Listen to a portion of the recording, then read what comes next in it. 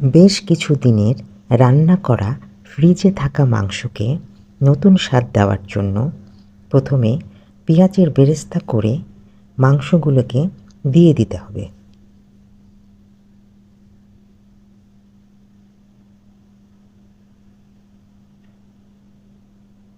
তারপর বাটি ধুয়ে সামান্য পানি দিয়ে দিতে হবে। পানি দিয়ে বেশ কিছুক্ষণ কষিয়ে নিতে হবে।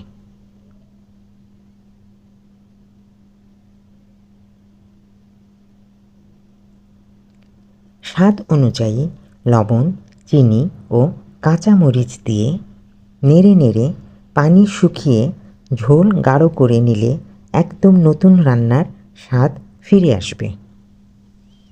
এভাবে পুরনো রান্নাকে নতুন রূপ দিতে আমার তো খুব ভালো লাগে। আপনাদের?